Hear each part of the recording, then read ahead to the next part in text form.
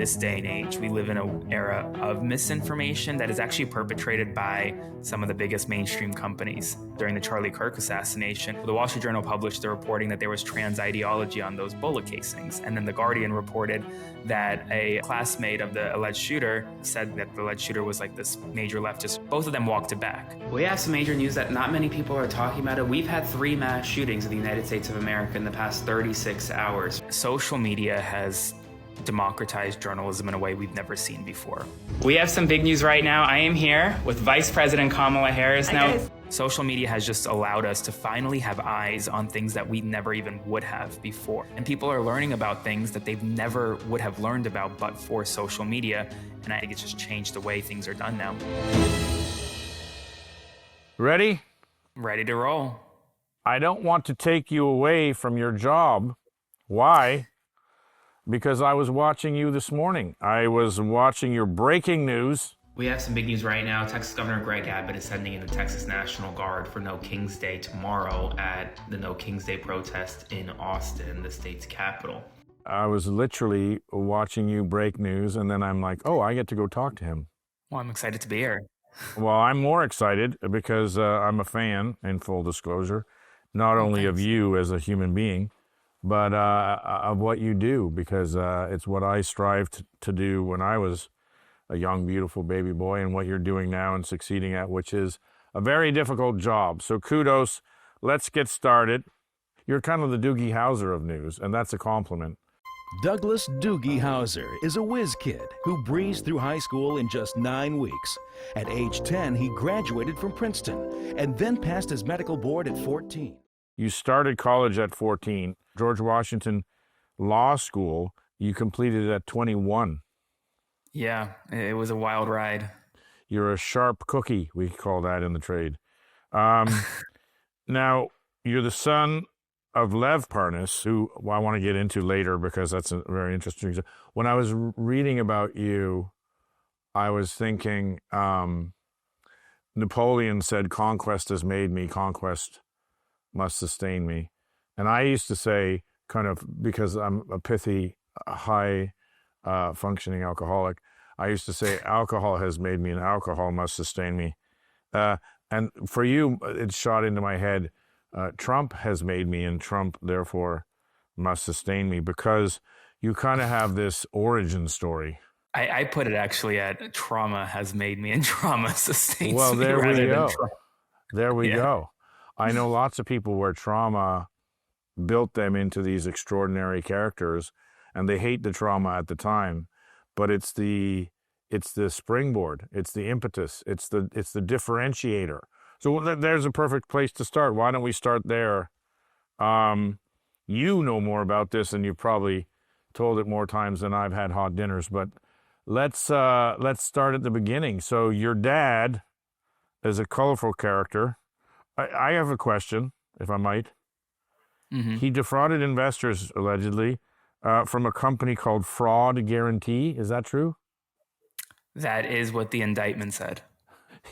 I did an interview once about these people who escaped from North Korea, filmmakers, and they made a film called Escape, and it won a Soviet Emmy or whatever, no, Oscar, and then they used it to escape. So they made a film called Escape to escape.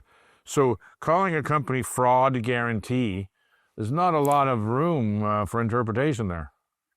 I mean, I wasn't a part of it. I don't really know much about it, other than the fact that I actually think the company was created, from what I was told at least, to help those who were defrauded, to provide them some type of fraud insurance. But I don't, like I said, I don't know much about it. Well, tell me what you do know. So this is boring for you probably, but obviously for people, and maybe many people know you, but maybe this is going to go to a different and older audience. So there's a lot of things that are happening. You know, you have during wartime, there's lots of crazy business happening before the war, during, after the lead up. Hunter Biden, all kinds of accusations, lawfare, all kinds of things are happening. Just give us the Coles Notes, the sort of shortened version of what happened to you and your family, and maybe we'll get some small inkling of your psyche. Yeah, for sure. I mean, well, I'll tell you this. I really was not a part of most of it. I wasn't even around most of it. I was in law school at the time. It was I guess, my second or third year of law school it was the third year of law school when my father was arrested, but really the second year of law school when he got really ingrained in the whole Trump world. He met Rudy Giuliani at a Yankees game, and they became like really good buddies overnight. And then the two of them started traveling the world practically trying to search for dirt against Hunter Biden and Joe Biden, because at the time Rudy wanted to help Donald Trump win re-election. So that's the top line, and that's generally what I know.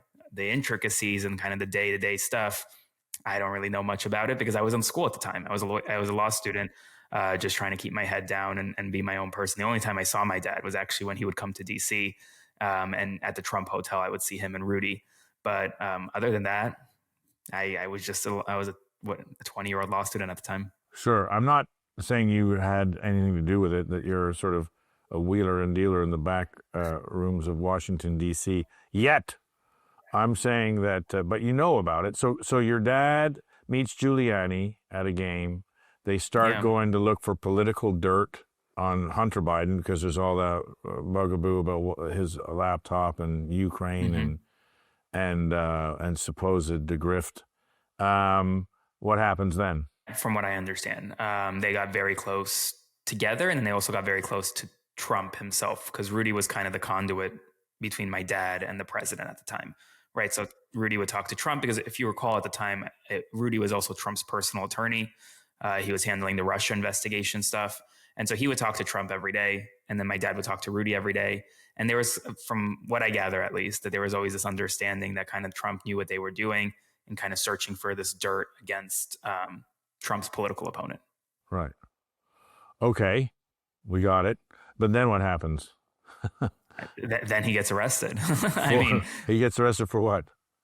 So he was arrested at the time, it was October 10th of 2019, for campaign finance related violations. So the indictment alleged that he funneled about, I believe, $300,000 of money that came from a Russian-born citizen into an American super PAC. And that's illegal because foreign individuals can't make contributions to American elections. Which is interesting. I find it interesting because the Republican Party went from being Russia is the boogeyman to Russia's our pal.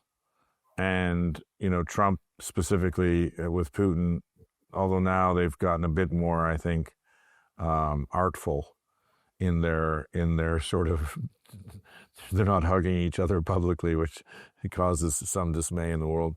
But the sort of turn towards Russia being our great friend, there you go. Campaign contributions have a way of doing that. So your dad goes to jail. He does. 20 months. You're a lawyer. Is maybe this? I have a friend whose dad was in the mob and he became a lawyer. Do you think there's maybe any physician heal thyself in there? No, actually, funny enough, I always wanted to be a lawyer ever since I was 12 years old, 13 years old. That was always the goal. So my dad's arrest had nothing to do with it, actually. I've spent a lot of my life chasing stories in places most people avoid. That's why I like Ethos. It makes getting life insurance fast and easy to help protect your family's future in minutes, not months. It's 100% online, no complicated process, no medical exam. You just answer a few health questions and you get a quote in as little as 10 minutes. Protect your family with a life insurance plan from Ethos. Get your free quote at ethos.com/Shane. That's ethos.com/Shane. Application times may vary, rates may vary. Protect your family with life insurance from Ethos. Get your free quote at ethos.com/Shane. That's ethos.com/Shane. Application times may vary. Football season is upon us, and this season we've teamed up with BetMGM. We'll be using BetMGM lines to make all of our picks, and we have special offers for our listeners every single week. If you haven't signed up for BetMGM yet, use bonus code SHANE, that's Shaney, and you will get up to a $1,500 first bet offer on your first wager with BetMGM. Just make sure you use bonus code Shane when you sign up. So the scheme involved Russian financier Andrei Muravyev, whose funds were directed towards political donations. You wrote a book about that. Trump First, How the President and His Associates Turned Their Back on Me and My Family. You wrote a book. Tell us about the book. Yeah, I mean, it wasn't about that. It was the book was about my experience, kind of in the Trump in the orbit. So I'll just kind of set the stage a little bit. Being in Washington D.C. in law school at the time, when my dad would come to visit, he would be at the Trump Hotel, and Rudy Giuliani would be there, right? And so I would be in the lobby of the Trump Hotel at the time. It was very, very different to what it is now, in the sense of like Giuliani kind of held court in the Trump Hotel lobby. He had a desk of sorts at a table at the BLT Prime restaurant, and people, both fans and people who didn't like him, would come and would talk to him all day. And he would just sit there, take calls from the president, and just sit there all day. And so I would just go there, and I thought it was pretty cool at the time because Giuliani was the former U.S. attorney for the Southern District of New York. And so I would go there, see my dad, and then go kind of just sit there and watch as Rudy held court in the Trump Hotel lobby. And so the book, when I wrote it at the time, kind of just detailed some of those experiences and some of the stuff that I saw while sitting in that lobby and just being within my father's orbit at the time. But also, I mean, primarily the book in a lot of ways was just therapy for me, because on October 10th, when my dad got arrested, I was no longer Aaron Parnas. I was Lev Parnas' son. Everyone automatically thought that I had something to do with it, or automatically had a bad feeling about me, whether in the legal community, in the political community, anywhere, just because of my last name and who my father is, even though I had no connection to it. And so the book, really, which I wrote in 2.5 weeks after I finished taking the bar exam, was meant to kind of just as an outlet for me to share my kind of experience and how I am my own person. I'm not anyone else's. And just to be clear, I'm not looking for scalps here. I'm looking for the Wheel of Pain, which is Conan, to be the greatest fighter, had to have the Wheel of Pain, where he pushed this thing for 20 years and became the strongest guy, and then became a pit fighter, and he was the best pit fighter. Mm-hmm. That's how he became Conan. Who are you? Conan. Conan. So you, Aaron Parnas, son of Lev, you're in this weird milieu, saying, hey, I'm going to be a lawyer. Let me talk to this lawyer. But you're seeing all kinds of crazy things happening. It's got to be your Wheel of Pain. It's got to be, this is what's formulating you. And then all of a sudden you blast out of this cannon a fully realized news atomic bomb, which is what I really want to get to. But people have to understand you're a unique cat. You're a unique character that was formulated in a unique way. And I'm sure it didn't feel like it at the time, but never a calm sea did a good captain make. I mean, I lived multiple lives in the past, 10 years now? Truthfully, I mean, you go from being a 14-year-old in a classroom with 25-year-olds and having to grow up quickly. Then you go to law school as an 18-year-old in a classroom full of 30-year-olds growing up quickly. Then you go to a 20-year-old who automatically had to become the supporter of his entire family. I have 6 siblings overnight because we no longer had a father who was not incarcerated, had to grow up quickly. And so, and through it all, I had to sustain myself and my own family, me and my wife. And so I've had to grow up very quickly, multiple times throughout my life. And that's why I said at the beginning that trauma has really kind of shaped who I am today and kind of the road that I've been on. Let's do a primer for people who don't understand news. And I want to ask you a bunch of questions. Where do you get your breaking news? Because what I don't think people understand about news in general is the majority of, let's say the New York Times, CNN, ABC News, BBC News, everybody, they all have news services. They all subscribe to Reuters, AP, et cetera. And there's a wire, what's called a news wire, and it comes in and you get it. Yeah. And then you say, okay, well, we're going to send our cameras to this one, or we want to follow up on this one, or we want to maybe interview the wife of the guy who got killed, whatever it is. So when I was watching it, what's funny is, Walter Cronkite did that. He would have some stringer call in a thing. Walter Cronkite, the great golden age of news, was basically a good teleprompter reader from the AP Newswire. Do you get most of your news from Wire and you just sort of getting it out there and putting the spin on, or how does it work? Yeah, so I mean, it depends. I would say about 40-50% are from a wire service, from an AP wire or Reuters wire. So that's about half of it. But the other half is actually going directly to the firsthand source. So if you look at my office setup, I have one screen that has C-SPAN running 24/7. So I'm tracking all things that are happening on the Senate or the House floor at all times. Another screen has every notification of every world leader and member of Congress on Twitter and Truth Social. Because in this day and age, a lot of policy is done via Truth Social, right? That's number two. Number three, being that I'm a lawyer, I have access to legal services like Pacer and Westlaw, where I get automatic notifications every time there's a court order in a case. So I'll read the court order and then I'll report on it. And then number four is I get tips to my email inbox, hundreds every single day. Right now, a lot are from federal employees who are being impacted by the government shutdown and what they're seeing within their own agencies. And so I'm doing firsthand reporting that way. So it's either that's about half the work. And then the other half of the work is wire service, kind of like the Times or the Post does it.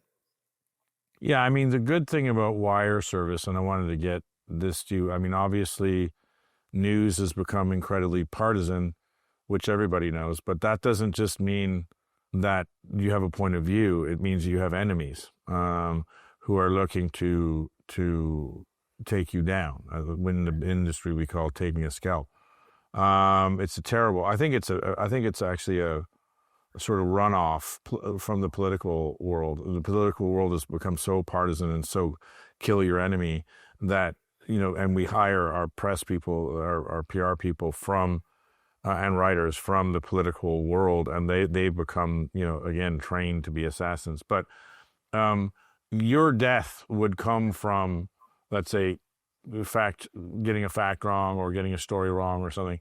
So what happens if someone feeds you something or, something isn't what it should be? Yeah. How do you, because I remember when Vice News first started, we knew that if we got a story wrong, that the New York Times would jump down our throats with 2 feet first. So how do you guard against that? I'm very cautious, like extremely cautious. I mean, there are times where I get tips in my email inbox and I look at them and I'm like, I don't think this can't be right. This is just too crazy to be true. And I won't touch it because I don't have the capacity to report on it or to go and investigate it. But then 2 hours later, I'll see NBC News publish that story and I'm like, damn it. Like should have run with it. Yeah. So I think it's just, for me, I'm extra cautious. I don't want to get a defamation lawsuit. That's the last thing I want. So a lot of what I do is just firsthand sourcing, right? So like if Trump says something, that's a video. If there's a court order, that's a video. It could be not true in the sense of like what Trump says is a lie, but the fact that Trump said it is true. So I also will say that I think in this day and age, we live in an era of misinformation that is actually perpetrated by some of the biggest mainstream companies as well. If you recall, during the Charlie Kirk assassination, both the Wall Street Journal published the reporting that there was trans ideology on those bullet casings. And then the Guardian reported that a classmate of the alleged shooter said, I believe it was like something that the alleged shooter was like this major leftist or something. I forget the exact story. Both of them walked it back. So like they're fine. They can get things wrong and are fine. And I think that's becoming more common in this day and age as well. You see mainstream actually companies jump in a little too quickly as well. Which, by the way, everyone's trying to break a story. And stories are ongoing. I think you should be allowed to walk things back. I think it should be transparent. And when we try to cover up is when we get in trouble. Speaking of mainstream media and speaking of the Wheel of Pain,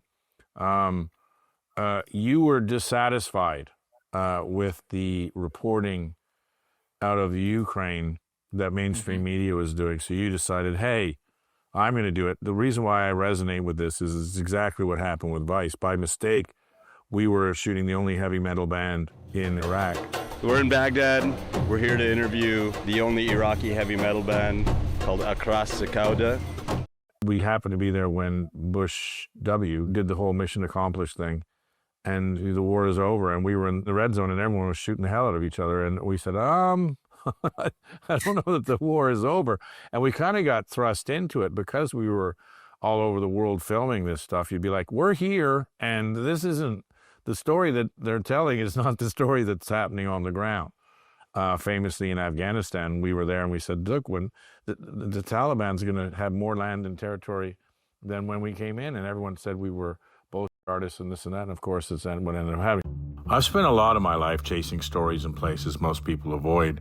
War zones, failed states, the blurred edges of the map. Somehow, I always made it back. But now I realize the real danger isn't out there. It's leaving your family with a mortgage and no plan if you don't make it home. That's why I like Ethos. It makes getting life insurance fast and easy to help protect your family's future in minutes, not months. It's 100% online, no complicated process, no medical exam. You just answer a few health questions and you get a quote in as little as 10 minutes. And even same-day coverage for up to $3 million. And it's legit.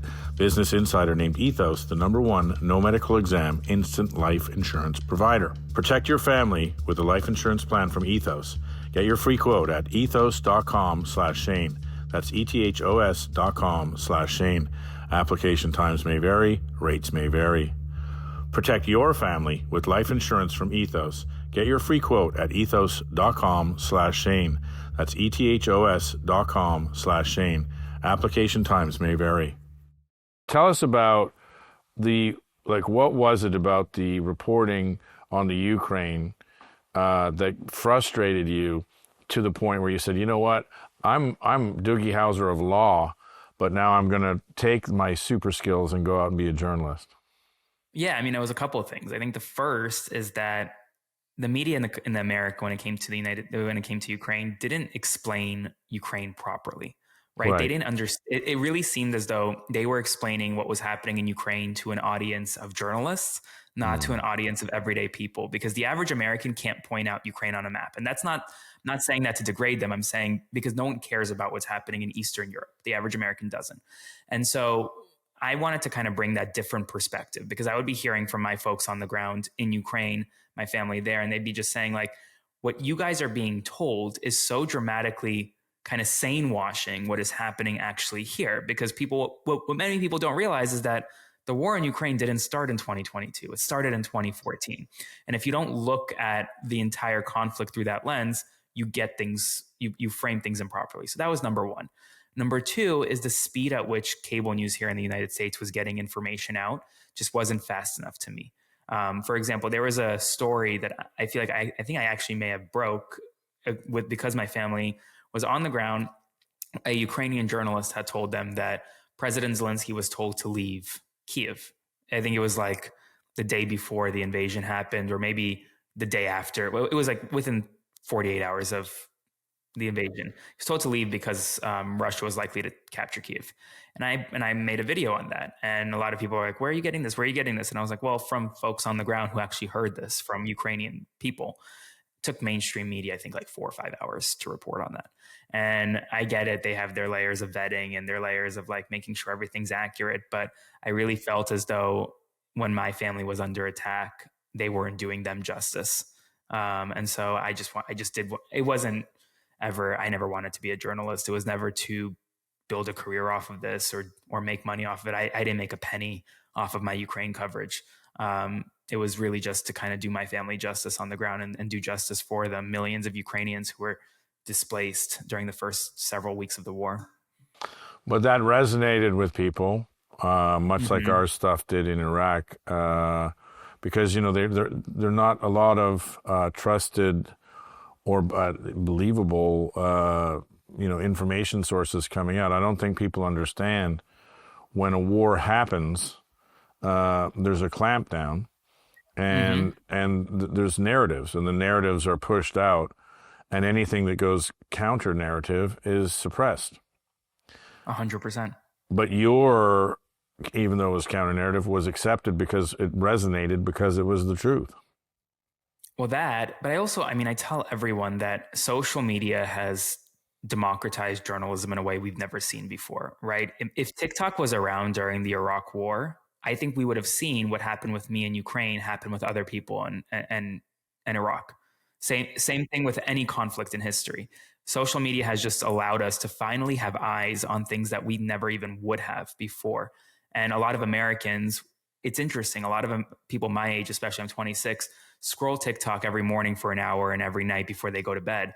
And when you're scrolling on your For You page, you see things from botany to witches to war. And people are learning about things that they've never would have learned about but for social media.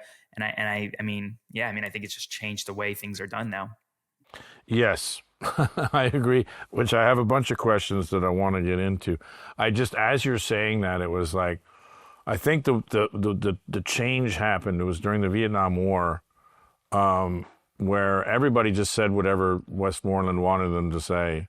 And it was the Tet Offensive, and these guys weren't playing cricket, and they came out and they started fighting during the Tet Offensive, or the Tet celebrations. And it was Peter Jennings and Morley Safer, and they said, oh, hey, we're here, and this is not going well, and they're attacking on the ceasefire. And that was the beginning of the end for Vietnam. They were like, hold on a second, they're telling us lies. I think you're exactly right when it comes to social media, and I want to get into that, how that's changing news, and that's what I really wanted to talk to you about, because you're kind of the face of this change, the change in news. I mean, Barry Weiss just got announced that she's going to be the head of CBS News, and I'm like, why? I mean, why would you want to go there? But that's for another story. But she's got a big Substack profile. We love Substack. You have a big Substack profile, TikTok, X. So platforms like Substack, TikTok, and X have opened up massive opportunities for independent voices, but they come with limits, echo chambers, moderation issues, monetization pressure. Give us a sort of roadmap of A, how social media is changing news, and B, where it's going. Yeah, I mean, I think at least for first, I think looking at my analytics over the past, just let's say 11 months, it hasn't been a full year really that I've been doing this, about 11 months full time. I have reached more than 80 million unique Americans. That's about 25% of the country right there, just on TikTok. That doesn't include Instagram, Facebook, Substack, YouTube, none of that. Just on TikTok, I reached a quarter of the country with my videos, right? That alone is more than any mainstream media company can say. Incredible. Without a doubt. So that's number one. Number two, Substack has allowed me to do this full time and not just generate more income than I would be as a journalist, but also as a lawyer, allowing me to actually build a brand, potentially hire people, get proper equipment, rather than just doing freelance on the ground, whatever. So Substack is, I think for me, the best of every world because it allows short form, long form content. It's a daily newsletter. People are actually interested, and it's making people interested in reading again. But for me, I think the biggest thing in all of this is that it's actually getting young people excited again. All these platforms are where the young people are at. And young people aren't watching cable. They're not reading print. I'm not competing with mainstream media for views or any of that. They're watching me. They're watching other people on social media. And I think I'm just so happy to be educating a whole new generation because that's really the most important thing for me right now. Yeah, Substack is helping to save and evolve journalism. So kudos to Substack. When you interviewed Governor Newsom, and it's amazing how you've had some pretty heavyweight interviews. Why don't you introduce yourself for the first time on this new platform? Tell them why you're on and kind of what you're doing on here.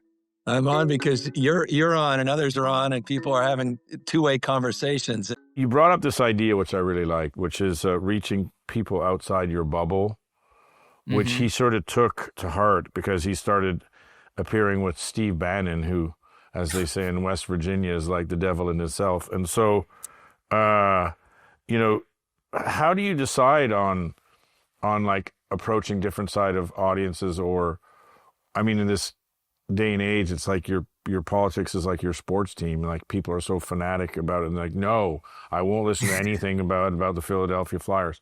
So how do you get outside your bubble, and how do you encourage people to get outside your bubble? And how necessary is it to get outside your bubble so we're not living in echo chambers? Well, so my audience is a perfect example of kind of reaching outside of the bubble. So I would probably say a majority liberal audience, but about 20, 30%, if I had to estimate, are conservative. I get messages and emails from conservatives every single day who say, thank you for your work. I would never get this news if it was not from you, especially young conservatives, young conservative men especially, who are looking in a lot of ways for someone who looks like them to give them the news for whatever reason. And I think for me, I tell everyone my job isn't, as a journalist, isn't to dispel misinformation, but rather to give information. Information is not Republican, it's not Democrat, it's not independent. It just is what it is.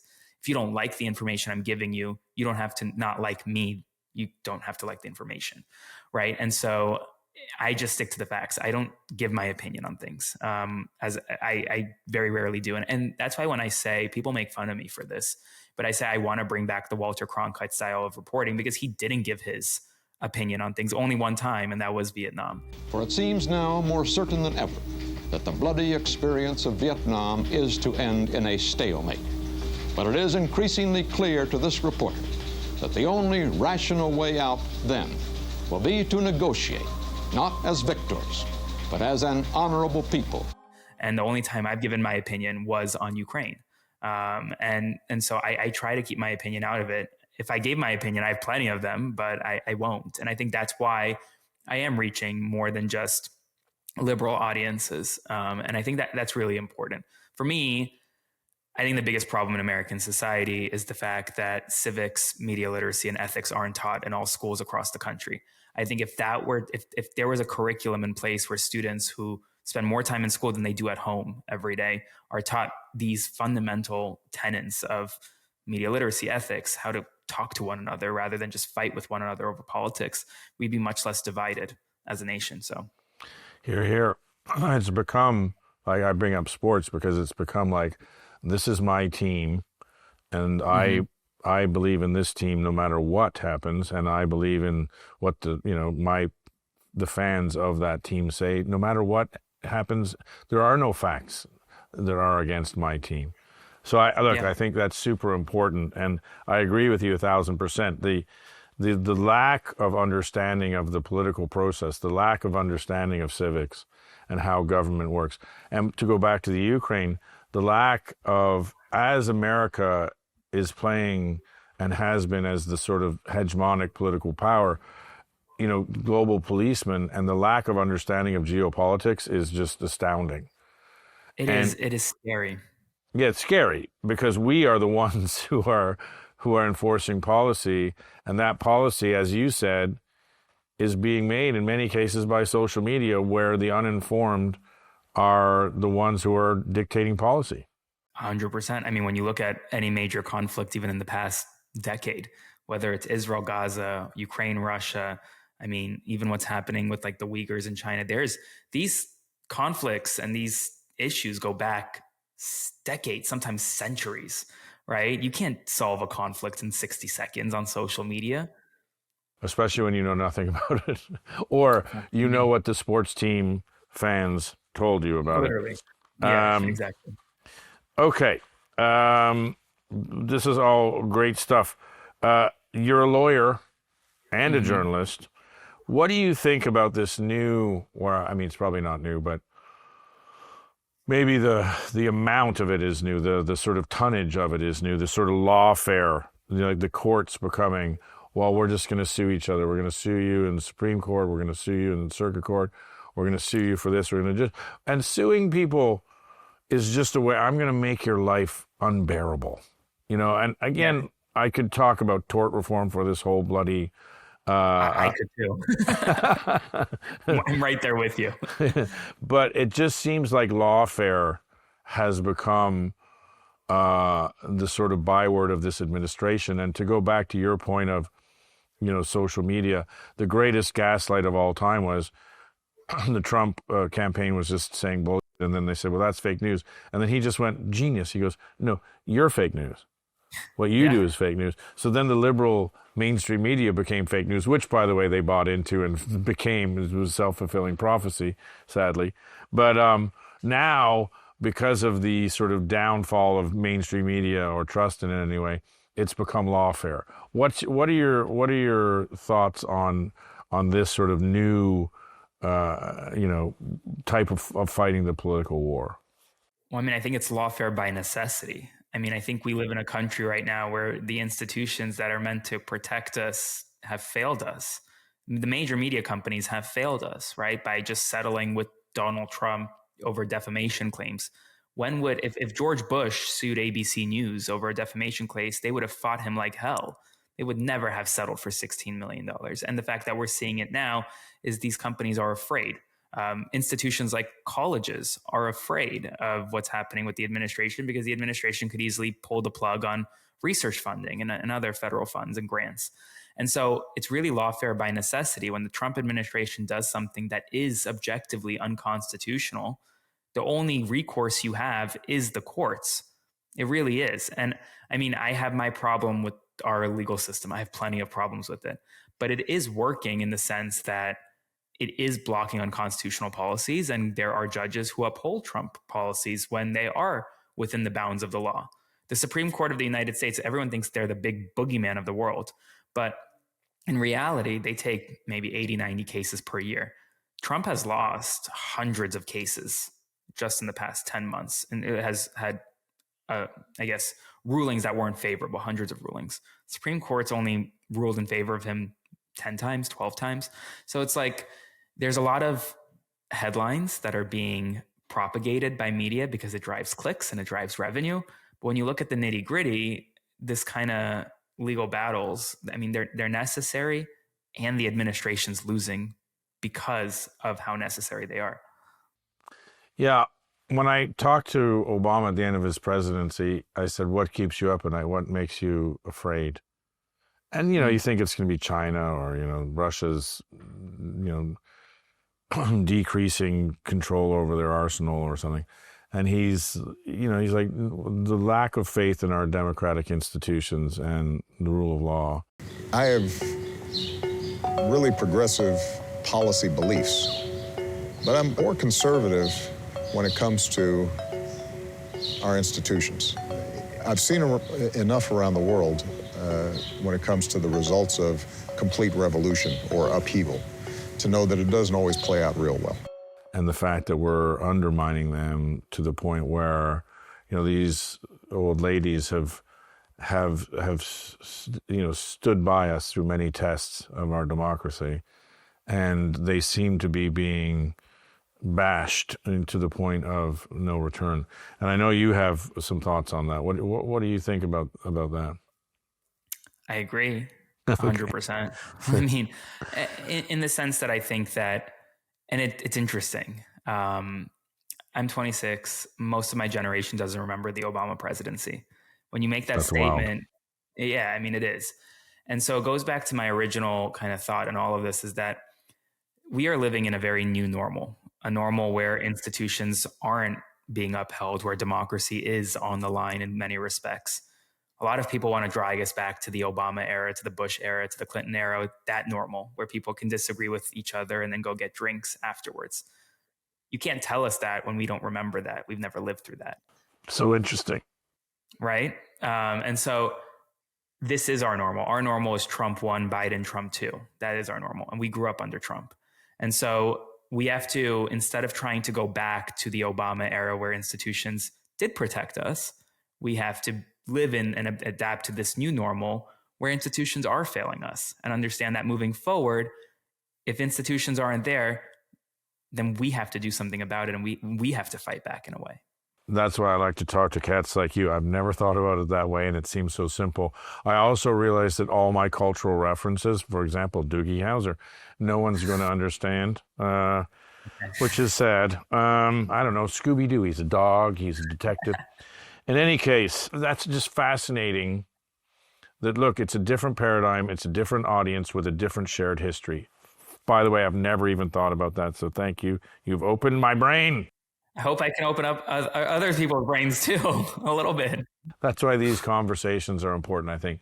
Hello, Bango, and welcome to our BetMGM Lightning Round. And don't forget, if you haven't signed up for BetMGM yet, use bonus code Shane and get up to $1,500 first bet offer today.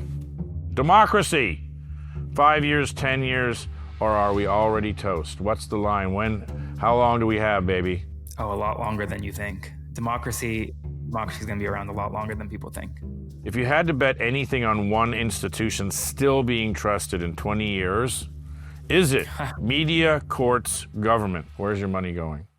Courts, 100%. Parlay. If you could link two reforms together, one legal and one cultural, to fix the country. I'm going to end mandatory minimum prison sentences on the legal side. And then on the cultural side, mandatory civics education. Hey, both very good answers.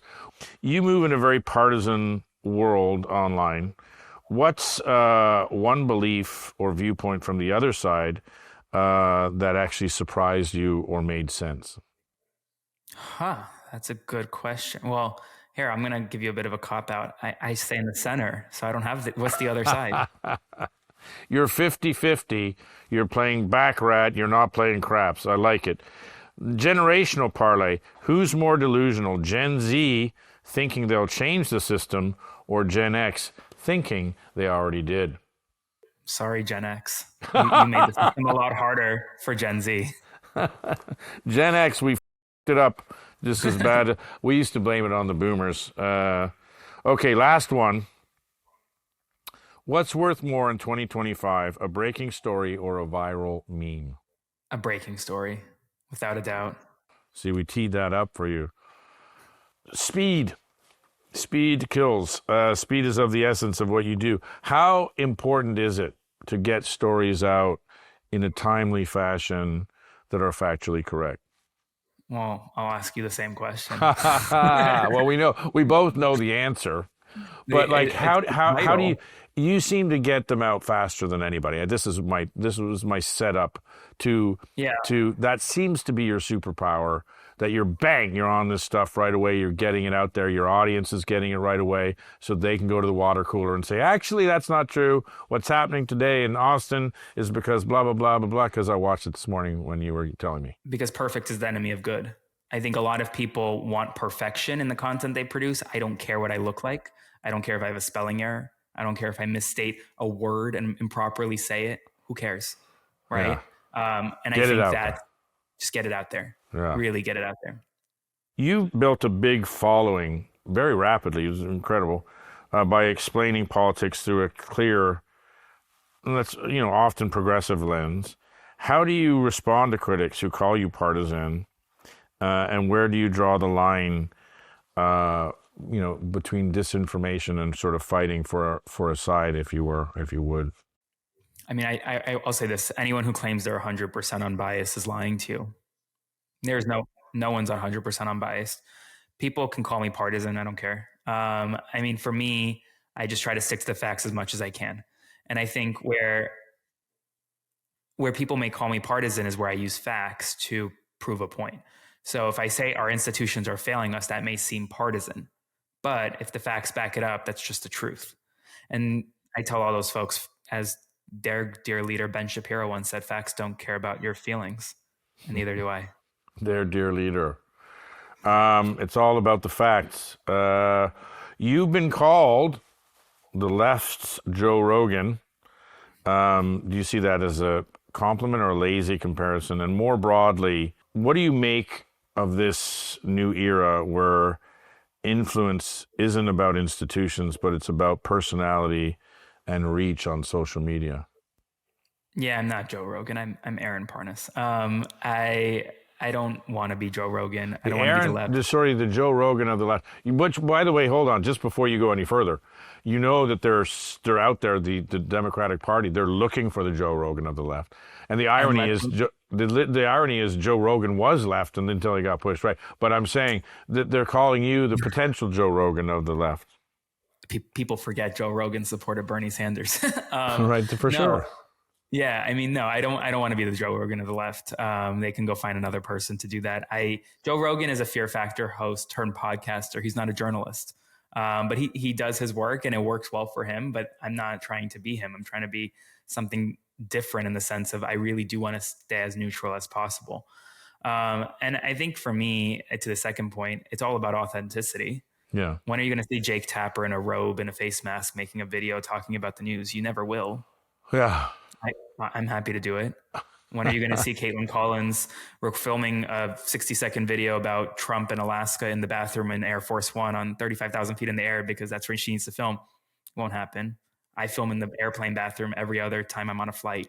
So I think the authenticity aspect is what beats the professionalism and like the old guard. People can smell it. Practically. And to go back to Substack, I think people see news, or let's say mainstream news, mainstream media, as being corrupt. Advertising, 75% of advertising on stream media is like big pharma, all these crazy, Humira and all this.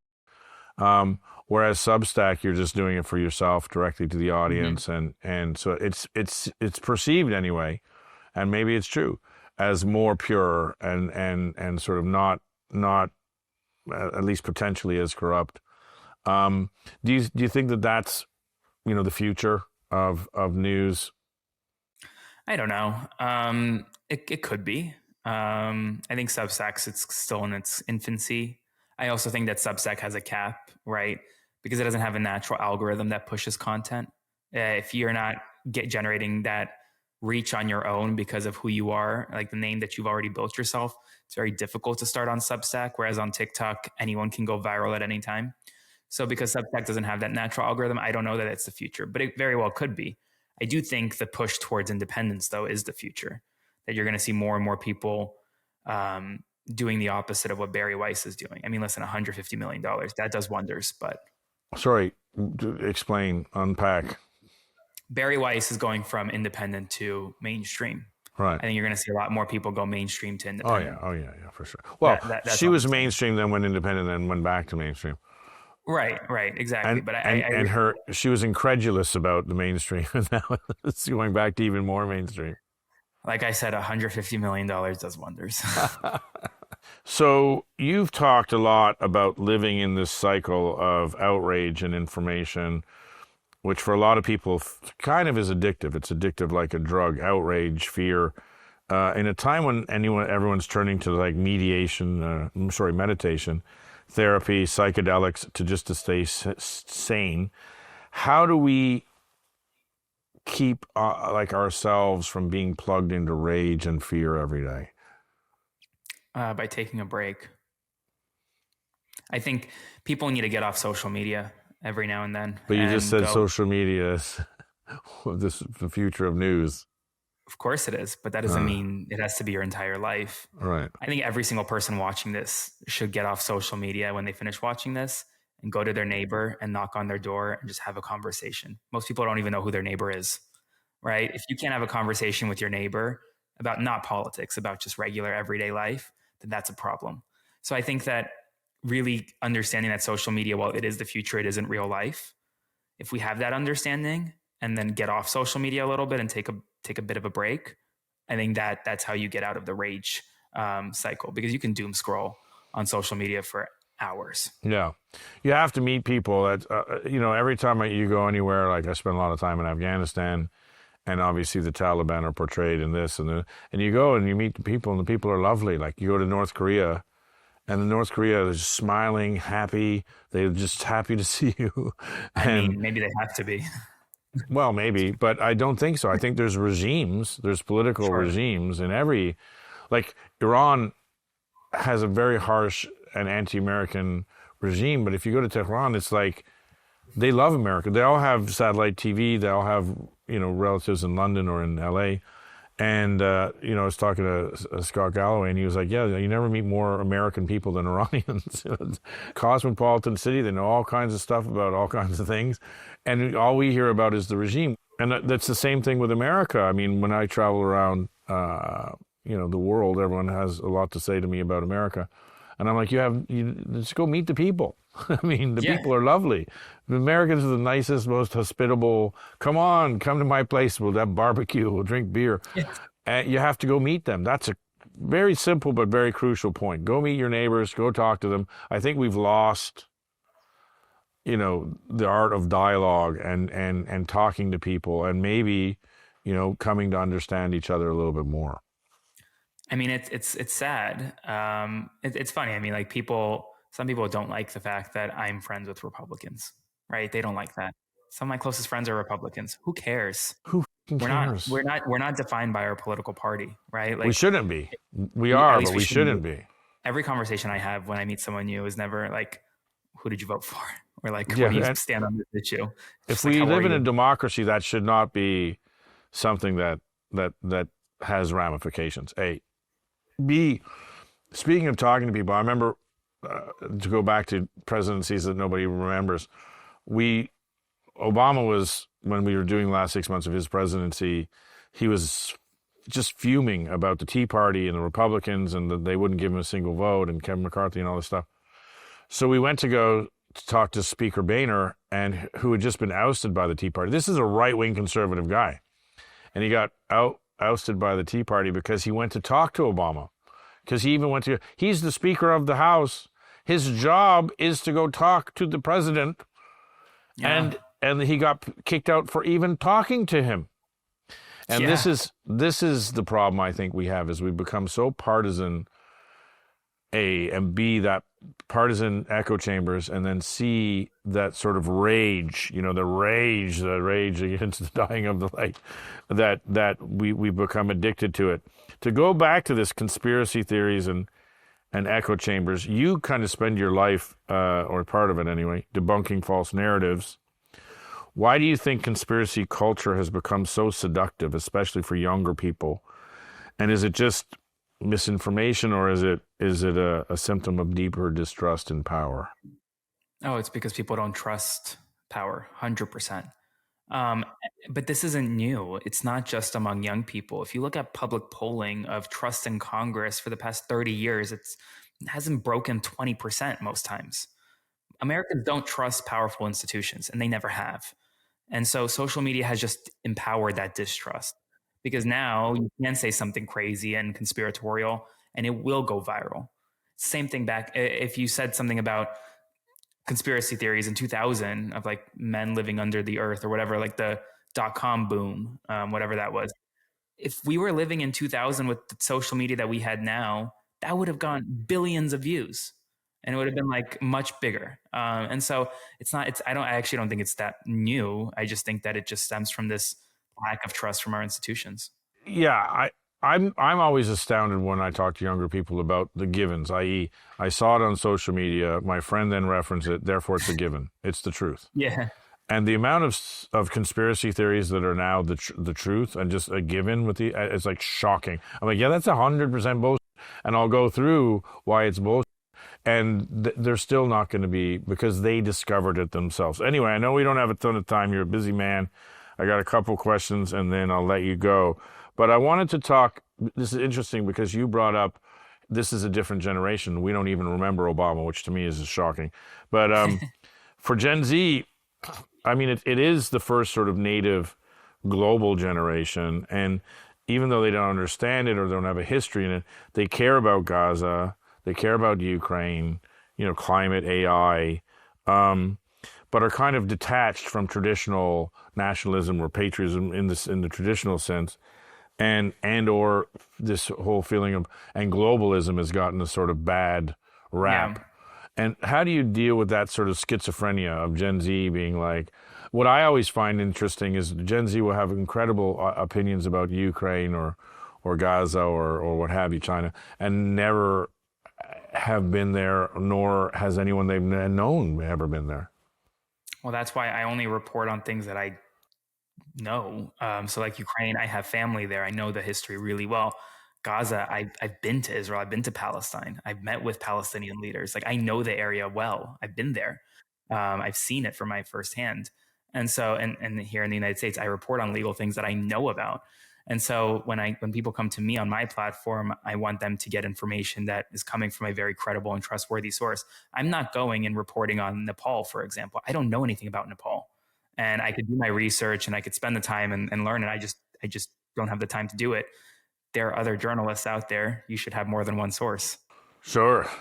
Listen, great stuff. I hope we keep these channels open because it's incredible stuff and I want more time. Also, I want to do more stuff with you and do more work with you. I want to I want to do some shoots with you. Let's go international, baby. I'm Let's putting do it it. out there on the airwaves. Let's go break some news together. You inspire me, inspiring Let's cat. do it. I know you're busy. Go do God's work. You're a beautiful Thank you for man. having Let's me. do more in the future because you're my hero. Let's do it. Anytime. Just tell me when and where. All right, brother. I appreciate that. Talk to you later. Godspeed.